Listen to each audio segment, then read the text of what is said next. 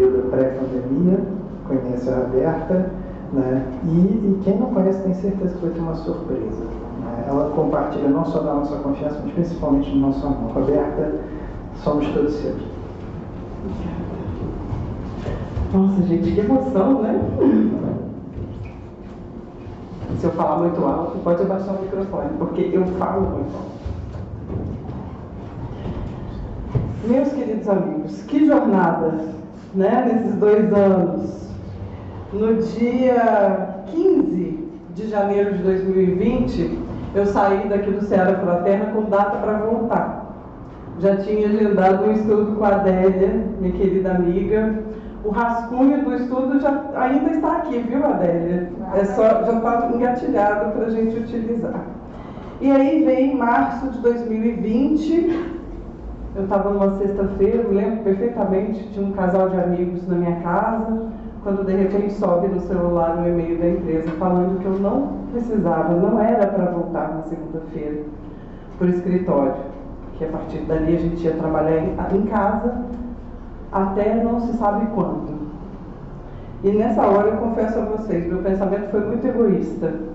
Eu fiquei lembrando da minha caneca de café favorita que tinha ficado em cima da minha mesa. E eu falei, mas e a minha caneca de café? Né? E dancei. Nunca mais vi a caneca de café. Já voltei para o escritório, mas a caneca foi para sempre. Então, dizem que a gente lembra perfeitamente, a gente sabe que a gente está vivendo um momento histórico quando a gente se lembra perfeitamente o que a gente estava fazendo quando aquilo aconteceu. Assim como eu me lembro perfeitamente o que eu estava fazendo quando aconteceu o 11 de setembro, né, aquela tragédia nos Estados Unidos. E tantos outros momentos que a gente vive no nosso universo, né, o interior, que são realmente históricos para todos nós. E eu estou dizendo isso porque essas coisas geralmente transformam a gente, né? Ou pelo menos deveriam transformar a gente. E hoje nós estamos aqui, nessa verdadeira festa espiritual, aqui no Ceará. E sabe quem também está aqui com a gente? Jesus, né? Ele também é um convidado dessa festa espiritual. Aliás, é em torno dele que a gente geralmente se junta, né? O meio nazareno, ele mesmo disse, onde 2 ou mais pessoas se reunirem em seu nome, ele está lá. Então nós estamos aqui usufruindo, desfrutando da convivência com o Divino Mestre. E nessa pandemia também um amigo me ensinou uma frase muito bonita, que eu sempre gosto de repetir para que a gente não se esqueça. Jesus está sempre pertinho da gente, apenas a uma oração de distância. Gente, dá licença, vou botar meu óculos, porque os desencarnados eu já não enxergo mesmo, mas não enxergar os encarnados é um pouco demais, né? Então, que Jesus está aqui com a gente sempre, então que ele possa servir de inspiração para todos nós, a cada gesto, a cada palavra, a cada pensamento que a gente tem, que ele seja, de fato, a inspiração para que a gente leve essa nossa nada mole encarnação, né? Ele veio, ele exemplificou, ele amou, mostrou que era possível que a gente vivenciasse as leis divinas de amor aqui na Terra, né? E aí, por isso mesmo, a gente pode e deve pensar em cada situação que a vida nos apresenta. O que será que Jesus faria? Pode parecer um pouco de ousadia nossa, né? O que será que Jesus faria nessa situação? Mas, afinal de contas, se ele é o que a gente chama de mestre, a gente tem que repetir o que o seu mestre mandou, né? Como aquela brincadeira, as crianças hoje, eu sempre denuncio a minha idade, porque as crianças hoje não brincam mais de seu mestre mandou, né? Um dia, no estudo espírita, eu mandei um fechecler, bem antigo, né? Então a gente fica pensando, o que será que Jesus faria? É lógico, a gente está a anos-luz de distância de ser como Jesus, mas é uma reflexão válida. Afinal de contas, o nosso tema hoje é um novo tempo, um novo eu. E nada melhor do que pensar em Jesus para a gente se inspirar nessa renovação nossa, né? A gente geralmente no final do ano deseja feliz ano novo para todo mundo, feliz ano novo para os amigos, para a gente mesmo, mas a gente esquece de desejar um novo eu ou um novo você, porque é isso que faz realmente a diferença, né? A gente até tem boa vontade, a gente tem até esse desejo de renovação na gente. A gente faz listinha, né, do que a gente quer para o ano novo. A gente se promete um monte de coisas. Não, esse ano eu vou fazer mais exercício, esse ano eu vou estar mais presente na vida dos meus amigos, eu vou ligar mais para as pessoas, né? Eu vou ser mais paciente, eu vou ser mais tolerante. E a gente faz votos o tempo todo, né? Mas, infelizmente, a maioria dessas resoluções que a gente traça não sobrevivem nem sequer a janeiro, né? Estamos aqui agora em maio, muitas vezes a gente nem lembra exatamente o que a gente prometeu fazer no ano novo. E aí, se a gente quer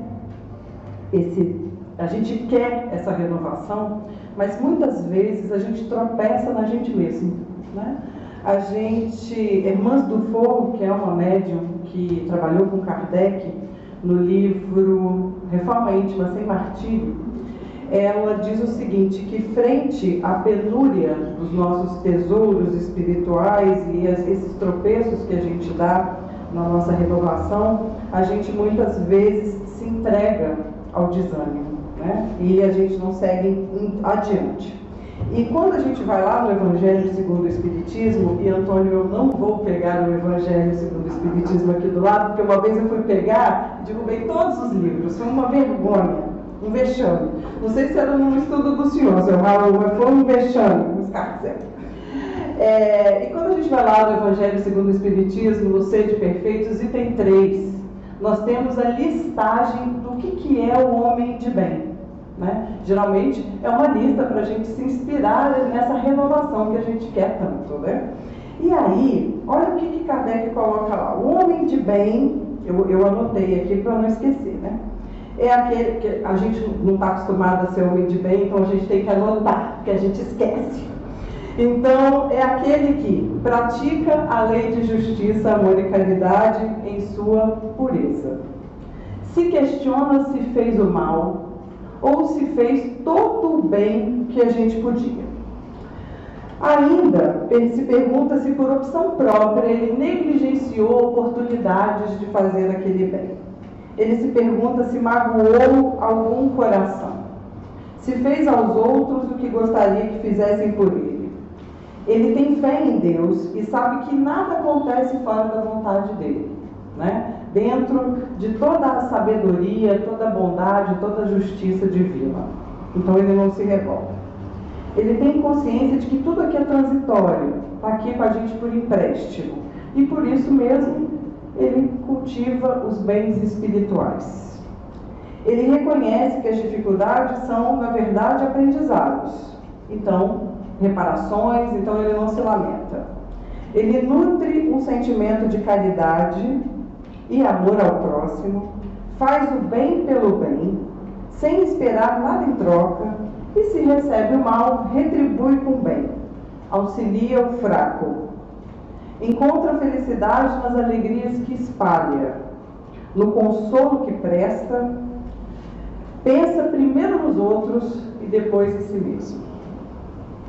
Não escolhe fazer o bem ao determinado... Faz o bem sem olhar a quem, né? Aquele velho ditado. Ele não escolhe por crença, por raça, ele simplesmente faz o bem porque ele entende a humanidade toda como uma fraternidade. E ele respeita a todos, inclusive os que pensam e fazem diferente dele. Não tem ódio, não tem rancor, ele vigia suas palavras para não ofender e não magoar ninguém. Ele perdoa as ofensas porque ele sabe que ele vai ser perdoado na medida em que ele conseguir perdoar. Então ele é complacente com as falhas alheias porque ele mesmo sabe que precisa de complacência com as suas próprias falhas.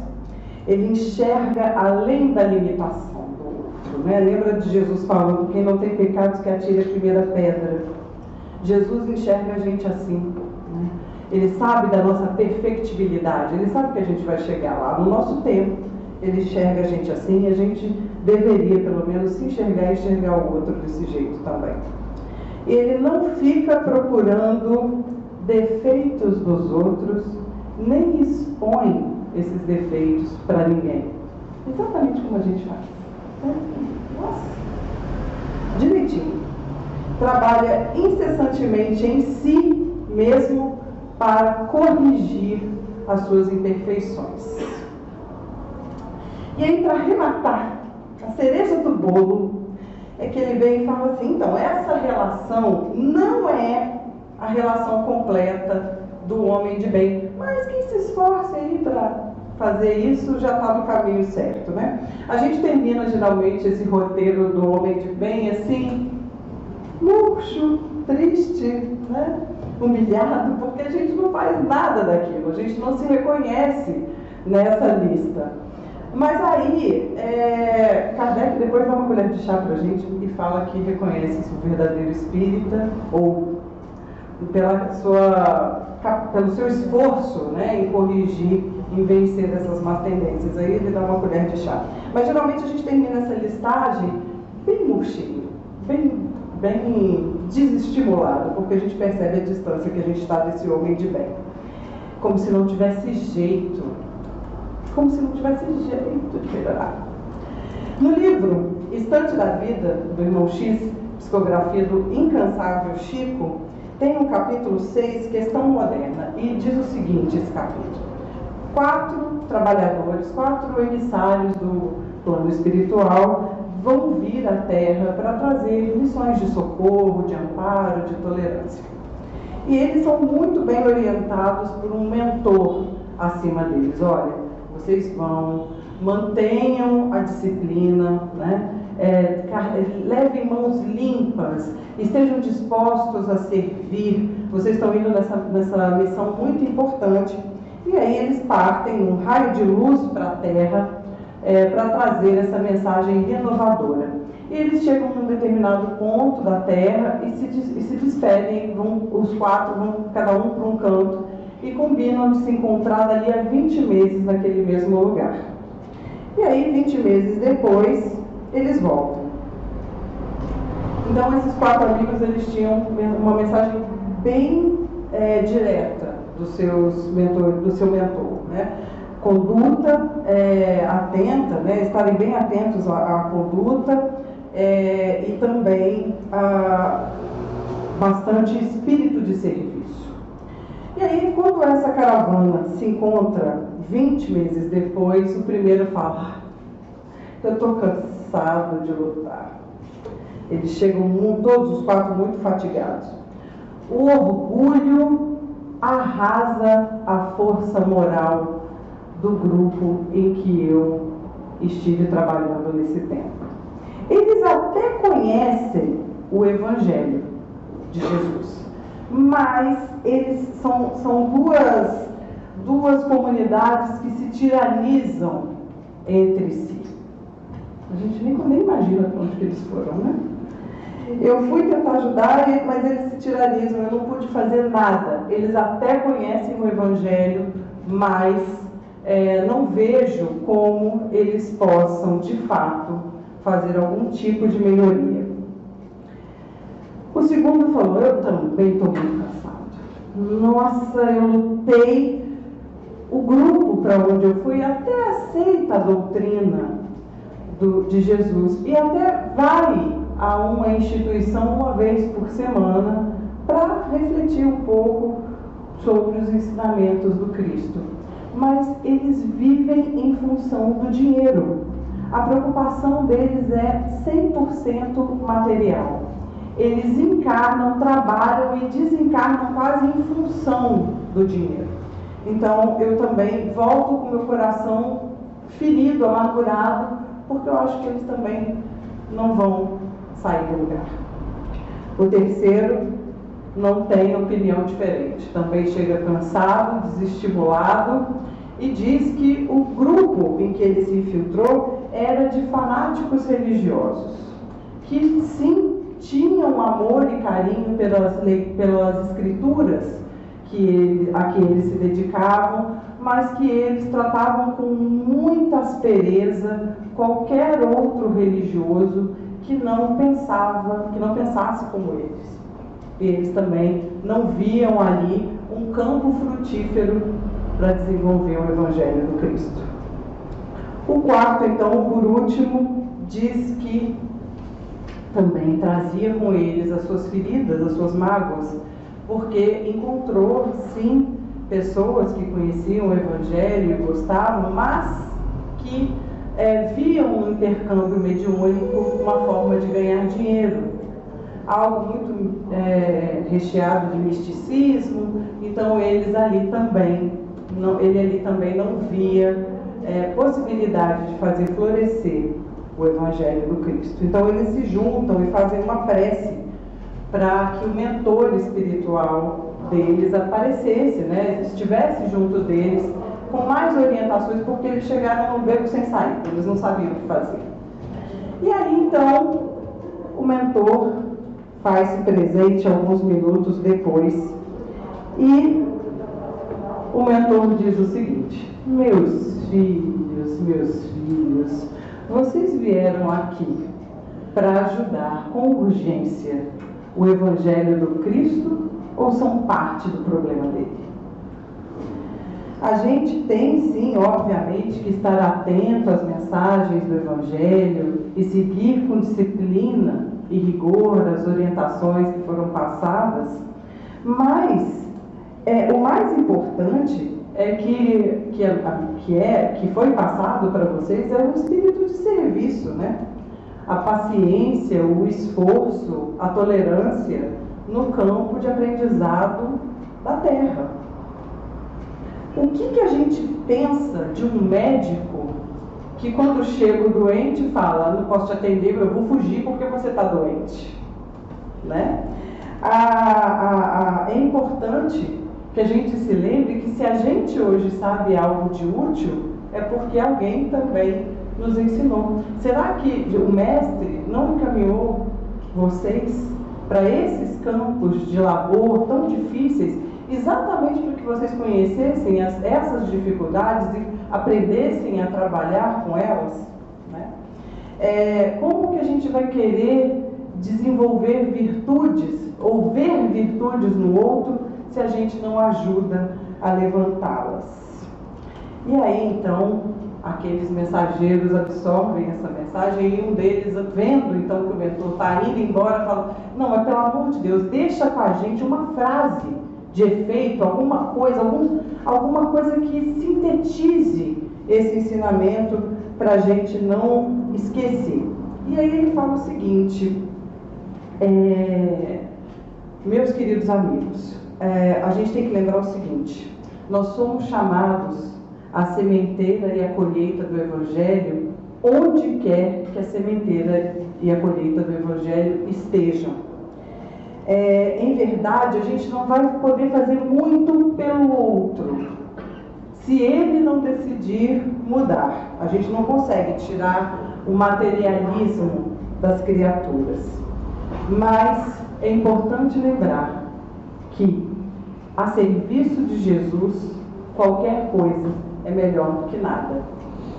E aí esse ponto, gente, ele fala muito da nossa realidade, A gente está disposto a melhorar, assim como aquelas 4 comunidades que esses 4 mensageiros visitaram. A gente conhece o Evangelho, a gente conhece Jesus, a gente quer seguir a Jesus, mas a gente tem as nossas dificuldades, em seguir o Mestre.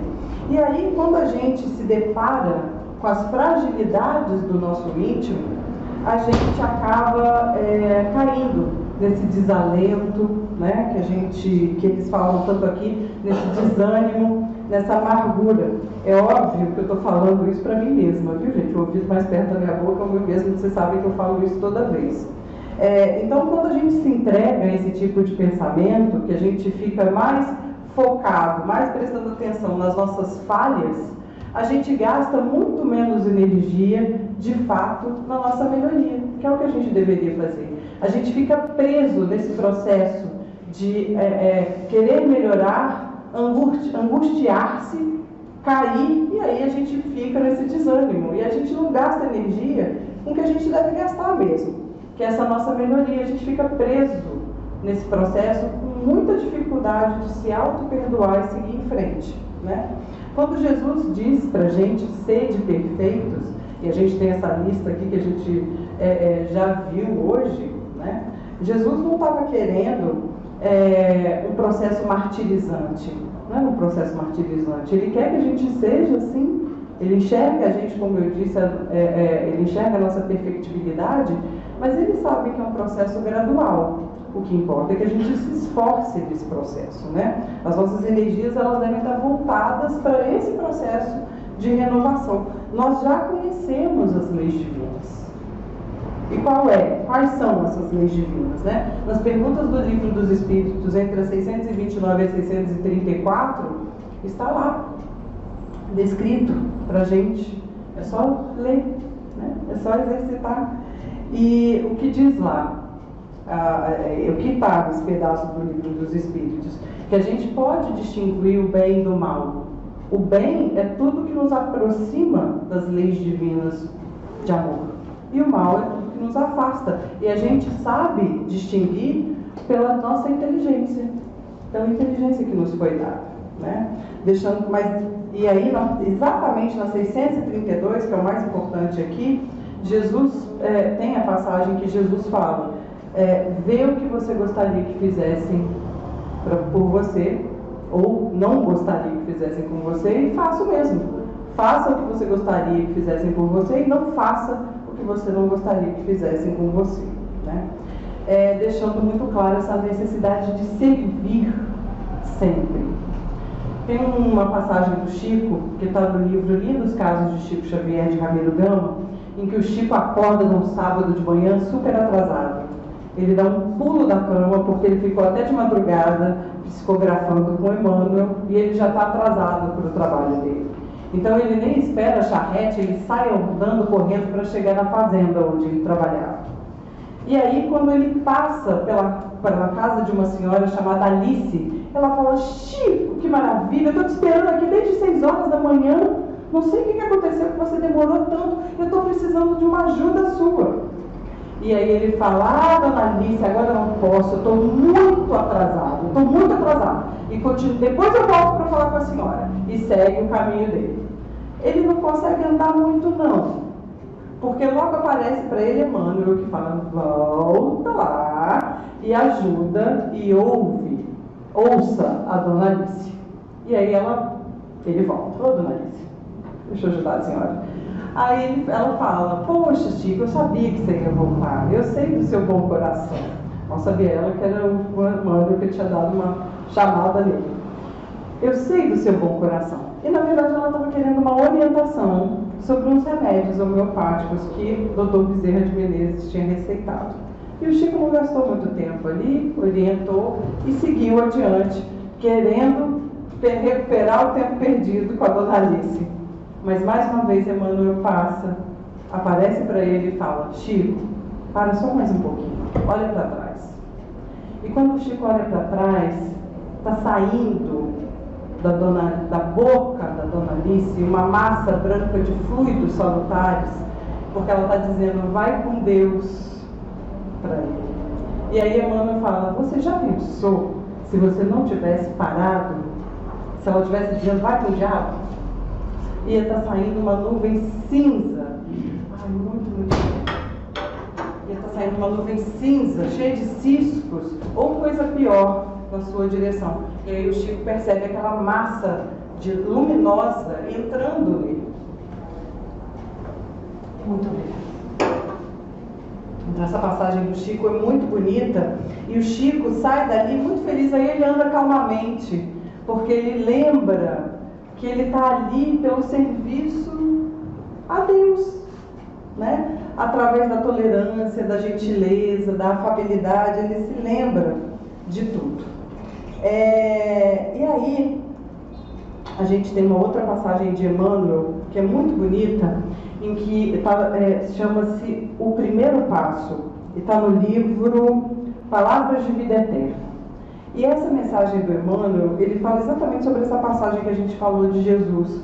Portanto, tudo o que quiserdes que os homens vos façam, fazei-o assim também vós a eles, porque esta é a lei e todos os profetas. Isso está em Mateus capítulo 7, versículo 12.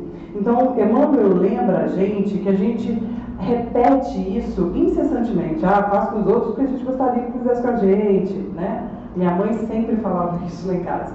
Mas a gente repete isso quase que como um papagaio, mas de fato a gente não coloca isso em prática, né? A gente não se lembra que para pedir ajuda aos outros a gente tem antes que prestar o auxílio. Para a gente ser perdoado, a gente tem que antes perdoar o outro, né? Muitas vezes a gente é chamada a essa oportunidade de compreender, de ajudar, de auxiliar, mas a gente fala, agora eu não posso, depois, amanhã eu faço, hoje não, né? E a gente esquece que amanhã nós seremos os necessitados. E a gente tem oportunidades N, diariamente, de agir em função do outro.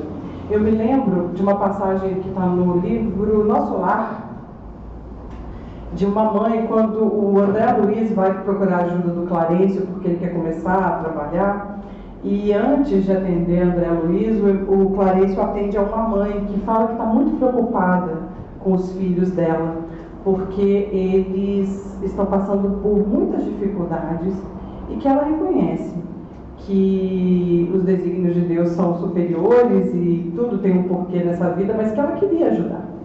E aí ele pergunta, mas como? Como que você pretende ajudar? Ela, eu queria ir eu mesma à terra para ajudar os meus filhos. E aí o Clarencio começa a recapitular com ela. Quantos bônus hora? Né? Que com cada hora de trabalho você ganha um bônus hora no nosso lar. E ela diz que ela tem 304 bônus hora. E ele fala, é uma pena que você esteja aqui hospedado em nosso lar já há 6 anos e tenha dado a essa colônia apenas 304 horas de trabalho. Gente, eu fiz a conta, porque eu estou treinando para ser fiscal do trabalho dos outros em nosso lar quando eu desencarnar. 304 horas em 6 anos, são 6 anos vezes 12 meses, 72 meses, 304 dividido por 72, dão 4 horas de trabalho por mês. Por mês. 4 horas de trabalho por mês em nosso lar. Então, o Clarencio tinha um pouco de razão, né? Me chama a atenção. Lembrando que em nosso lar também, nesse livro, é mencionado que a ministra veneranda de nosso lar comemorou, uma das poucas que já tinha visto Jesus nas altas esferas. Teve um dia que nosso lar acordou em festa, porque ela estava comemorando 1 milhão de horas de trabalho ininterruptas.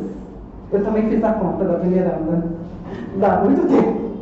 Dá muito mais do que 4 horas de trabalho. Também posso controlar até o trabalho da veneranda agora. E o Clarencio então continua, ele exemplifica que ela passou por quase todos os ministérios de nosso lar, né? Que tem um monte de campo de trabalho. E ela sempre com alguma justificativa. Ai não, lá eram entidades imundas que falam muito palavrão. Ai não, ali uns fluidos esquisitos, uns chefes ásperos. E aí o Clarencio fala, pois é, aí talvez cansada das minhas tentativas em te ajudar a trabalhar, você se recolheu aos campos de repouso. E aí agora como é que você quer ajudar os seus filhos? Você vai aparecer lá como uma mãe paralítica. E aí Clarencio explica uma coisa tão maravilhosa que a gente tem que levar muito em consideração. Num primeiro momento parece que é interesse nosso, mas na hora que a dor vem é que a gente vê o quanto isso nos vale. Ele fala do serviço e da humildade. E o quanto que isso, a gente fazendo pelo outro, cativa o coração do outro, né? E principalmente na hora que dói, às vezes a gente está passando por alguma dificuldade, a gente até vai tocando a vida com aquela dificuldade. Mas quando a dificuldade está em alguém que a gente ama, é muito mais difícil, né? Que era o caso dessa mãe. Ela estava ali nos campos de repouso de nosso lar. Mas quando os filhos amados estavam sofrendo na terra, que ela começou a querer se movimentar. E ali, Clarencio deixa muito claro, se você tivesse desenvolvido a simpatia, se você tivesse plantado no coração de amigos espirituais o amor e servido a eles, hoje certamente você teria uma legião de amigos querendo ajudar os seus filhos. Olha que bonito isso, né? Às vezes a gente não pensa, gente, o quanto que a gente ajudando o outro, isso vai nos valer lá na frente, porque a gente está cativando o sentimento do outro. E aí o amor do outro por nós que vai nos ajudar. Ele fala uma coisa tão bonita, o Clarencio, ele fala: o camponês que cultiva a terra alcança a gratidão de quem saboreia os frutos. Né? Então isso é muito bonito, a gente plantar isso no coração do outro, lembrando que todo serviço não é nosso. Todo amparo que a gente presta ao outro, ou que nos prestam, não é nosso. É de Deus. Né? É toda a criação se auxiliando. Né? É isso que a gente vem fazer aqui. Essa é uma lei eterna. E aí Clarencio então manda ela voltar aos campos de repouso para refletir um pouco sobre aquela conversa que eles estavam tendo. Lembrando que essa mensagem do Clarencio é exatamente sobre a gente criar essa corrente mútua de auxílio uns aos outros, que isso se chama fraternidade. Né?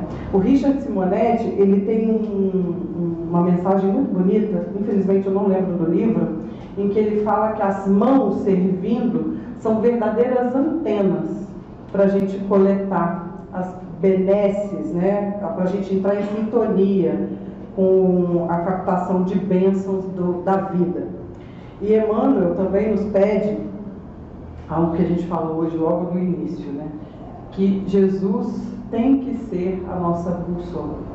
A gente falou no início, né, que a gente tem que pensar como será que Jesus faria nesse caso. E às vezes a gente acha que é muito distante, mas a gente chama ele de mestre. E Jesus tem que ser a nossa bússola. E a nossa bússola, ela geralmente está apontada errada. A nossa bússola está apontada para a gente mesmo. E na verdade essa bússola tem que estar apontada para o próximo, né?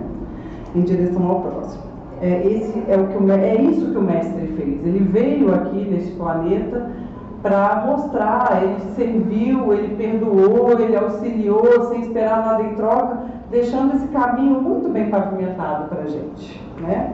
Ainda que em nós a gente encontre as fragilidades espirituais que a gente sabe que a gente tem. Né? Mesmo que seja assim, aos tropeços, a gente não pode se entregar ao embotamento. Emmanuel nos diz também que um pouquinho de luz já diminui a sombra, um pão já diminui a fome, um cobertor já diminui o frio, uma prece já é auxílio. Né? Então, às vezes, a gente precisa de tão pouquinho para fazer alguma coisa. O nosso progresso intelectual... Desculpa, André, até que horas? 10. Mais 10 minutinhos? O nosso progresso intelectual ele tem que caminhar com o nosso progresso moral. Né? A nossa felicidade aqui na Terra é quando a gente consegue associar esse crescimento moral e esse crescimento moral e intelectual. Lembrando, como está na parábola lindíssima, acho que a parábola mais é a menorzinha, mas ela é tão cheia de significado, que é a parábola do grão de mostarda, né? Que ele fala que dentro de nós já existe o reino de Deus, né? Ela se assemelha a um grão de mostarda, e que ele começa pequenininho, mas ele vai crescendo e vira uma das árvores maiores, e que outros pássaros acabam se abrigando nele. E esses outros, na verdade, esses outros pássaros são os nossos irmãos que a gente vai ajudando, né? Na verdade, vou até falar para vocês a parábola, porque ela é muito bonita. O reino dos céus é semelhante a um grão de mostarda que um homem plantou no seu campo, o qual grão é, na verdade, a menor de todas as sementes, mas depois de crescido é a maior hortaliça, faz-se árvore, e de tal modo que as aves do céu vêm pousar nos seus ramos. Então, o reino de Deus, ele já está dentro da gente, né? E cabe a nós fazer com que ele cresça e que ele frutifique. E aí, para encerrar, tem uma mensagem muito bonita que está no site Momento Espírita, que conta assim. Era inverno, mais um ano estava se finalizando, e estavam ali todas as flores em discussão para saber quem seria a rainha da primavera daquele ano. Qual era a flor mais linda? Então estavam ali várias pessoas se dedicando a falar sobre a beleza das papoulas, o perfume dos lírios, a humildade das violetas, tudo em vão. Num canto tinha um despretensioso arbusto com os galhos retorcidos, sem beleza alguma, mas que servia de proteção à vida, aos insetos ali que chegavam perto dela. Ela protegia, mesmo com seus espinhos, ela protegia toda a vida ali ao redor. Ela sabia que ela nunca ia ter a beleza de um dente de leão, mas ela servia, ela achava a felicidade dela no serviço que ela fazia. Uma bela manhã, ela viu uma estrela do céu linda, prateada, chegar perto dela e falou: você não se inscreveu na eleição da rainha da primavera? E ela falou: ah, não, eu sou muito feia, eu estou feliz aqui de ajudar esses amigos que me buscam. Mas aí, sorrindo, aquela estrela então leva ela para um ambiente onde estão todas as outras flores, um conselho para definir, afinal, quem seria a rainha de todas as flores. E aí, quando todas as outras flores veem aquela planta ali retorcida, começam a debochar dela. Nossa, mas você tem muita ousadia de estar aqui. Olha só, tem tanta planta linda aqui, flor linda, o que você está fazendo aqui? E ela então começa a chorar. E para surpresa dela, naquele momento, entra exatamente a primavera, que era a estrela que tinha ido buscar. E essa estrela então pergunta a ela: qual que é o seu maior desejo? E ela responde: amar e ser amada. E a primavera então toca um dos espinhos daquela planta retorcida e sem brilho, e daí então começam a nascer vários botões naquela planta. E aquela planta, ela é a rosa. E ela se torna o símbolo da primavera. Esses somos nós. Nós temos os nossos espinhos, nós temos os nossos galhos retorcidos, mas nós somos capazes de florescer e dar flores a quem de nós se aproximar. Não sei de onde sai se aproximar, mas... A renovação, ela é nosso arroz com feijão da nossa encarnação. Então eu desejo a vocês um feliz novo você, e desejo para mim também um feliz novo eu, porque a mudança das páginas do calendário não fazem a diferença. O nosso desejo de melhoramento é que faz. Obrigada, gente.